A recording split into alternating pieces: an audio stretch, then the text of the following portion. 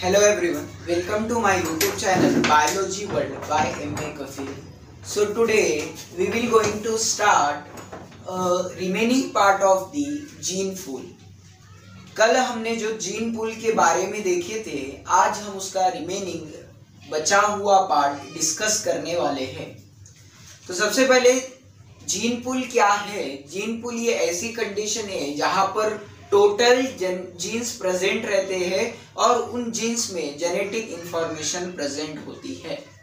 जैसा कि हमने बता दिए, डीएनए एक बॉडी का हेरिडेटरी पार्ट है जहां पर कैरेक्टर ट्रांसफर होते हैं in the form of gene, यानी कि जीन के फॉर्म में ये कैरेक्टर ट्रांसफर होते हैं। डीएनए होता है, डीएनए में जीन्स होते हैं, जीन्स में क्या होते हैं? जेनेटिक इंफॉर्मेशन स्टोर होता है। ठीक है। अब कुछ चेंजेस जब बॉडी के अंदर आ जाते हैं तो वो चेंजेस बॉडी के अंदर आने के पीछे के जो रीजंस रहते हैं वो यहाँ पर हम डिस्कस करने वाले हैं। तो चलिए हम डिस्कस करेंगे जेनेटिक ड्रिफ्ट के बारे में। सो what is mean bye genetic drift? Genetic drift क्या होता है? Any random changes occurs in the chromosome, or you say that the allele frequency in the natural population, so it's called as the gene genetic drift. अगर कोई अचानक से अगर कोई process changes होती है रैंडमली, ओके, तो ये जो प्रोसेस होती है रैंडमली होती है और इसका ज्यादा तौर पर हम बोल सकते हैं यहाँ पर रैंडमली होने की वजह से इसके जो चेंजेस होते हैं बॉडी में, वो बॉडी में जो चेंजेस होते हैं ये चेंजेस जेनेटिक ड्रिफ्ट कहलाते हैं या उन्हें जेनेटिक ड्रिफ्ट कहते हैं। अगर आपको 2 मार्क्स के लिए क्वेश्चन पूछा गया what is mean bye genetic drift, तो आपको बोलना चाहिए कि any random changes occurs in the allele frequency. Allele frequency क्या है? Alleles is also one of the part of the genes. Alleles खुद एक genes का part होता है, it is a part of gene.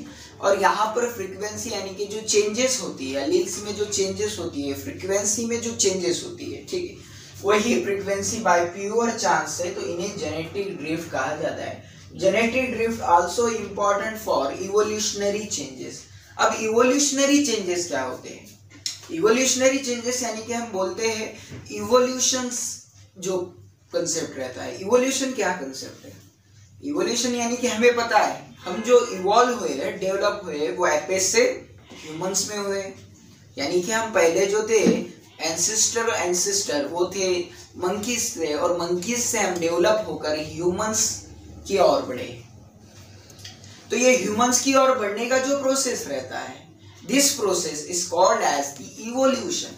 वही प्रोसेस को हम इवोल्यूशन कहते हैं। क्या कहते हैं? इवोल्यूशन। तो अगर ऐसे रैंडम चेंजेस आते हैं या अगर ऐसे रैंडम चेंजेस होते हैं तो इन्हीं रैंडम चेंजेस को जेनेटिक ड्रिफ्ट कहा जाता है। और genetic drift also important for evolutionary changes, और यहाँ पर इवोल्यूशनरी चेंजेस भी होता है।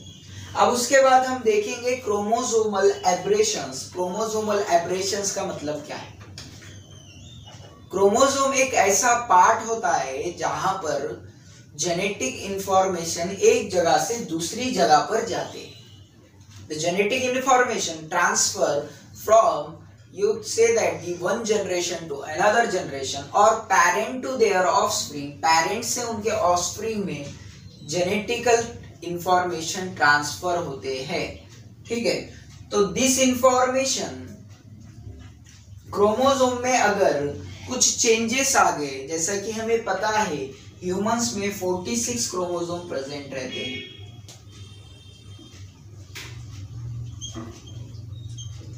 23 पेयर्स के 2 जोड़ी रहते हैं।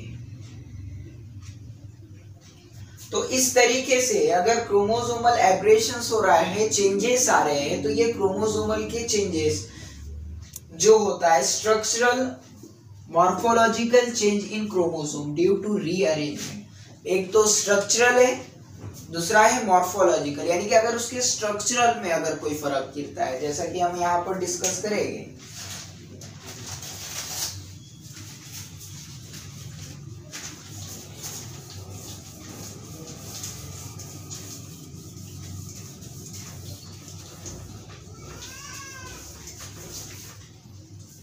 आपको पता है क्रोमोसोम ये होता है, ठीक है,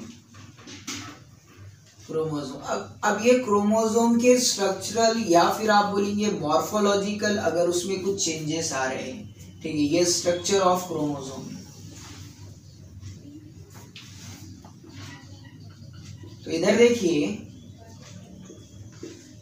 अगर ये क्रोमोसोम है, क्रोमोसोम के अरेंजमेंट में अगर कुछ चेंजेस आते हैं, कुछ फर्क आता है, तो इन्हें ही क्या कहते हैं, क्रोमोसोमल एब्रेशंस कहते हैं। तो स्ट्रक्चरल हो गया या मॉर्फोलॉजिकल हो गया, उसके कुछ आप इंपॉर्टेंस बोलेंगे या उसका स्ट्रक्चरल, इसमें कुछ चेंजेस आते हैं, ठीक है। अब उसके कुछ फॉलोइंग फैक्टर है, जैसा है deletion. It occurs when loss of genes from chromosome, यानी से अगर यहाँ से एक आधा जीन लॉस हो जाता है, लॉस ऑफ जीन क्रोमोसोम के स्ट्रक्चर्स में, अगर एक सिंगल भी होता है, एक आधा जीन लॉस हो जाता है, गुम जाता है या कम हो जाता है, तो उसे डिलेशन कहते हैं।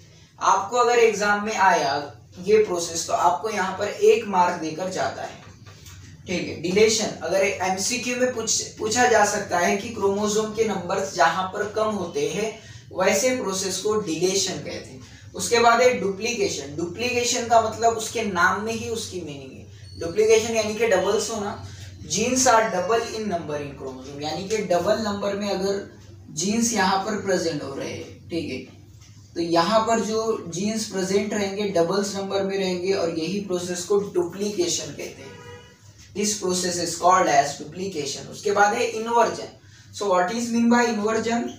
A broken segment of chromosome get reattached to the chromosome, so it's called as the inversion। यानी कि एक broken क्रोमोसोम यानी कि टूटा हुआ क्रोमोसोम का एक आधा पार्ट है, ठीक है, suppose this is the part, और यही पार्ट क्या हो रहा है, अटैच हो रहा है दूसरे क्रोमोसोम को, तो इसे कहेंगे इन्वर्जन।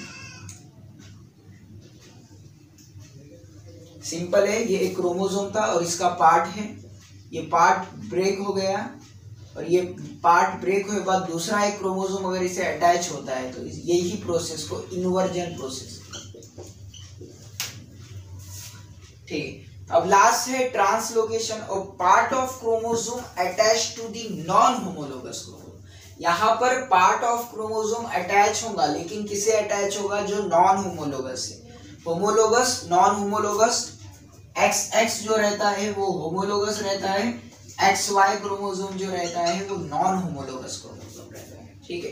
अगर आपने वीडियो नहीं देखा होगा हमारा क्रोमोसोम का, तो मैं डिस्क्रिप्शन में उसकी लिंक देता हूँ, आप उस वीडियो को देखें। तो नॉन होमोलोगस क्रोमोसोम और part of chromosome attach to the non homologous chromosome, यानी कि ऐसा पार्ट क्रोमोसोम का जो अटैच हो रहा है कहाँ पर, नॉन होमोलोगस क्रोमोसोम पे। तो इसी तरीके से यहाँ पर क्रोमोसोमल एब्रेशंस ये पार्ट कंप्लीट होता है। और अगर आपको ये वीडियो पसंद आया है तो इस वीडियो को लाइक और चैनल को सब्सक्राइब कर आपके दोस्तों में इस वीडियो को शेयर करना ना भूलिएगा। Thank you very much.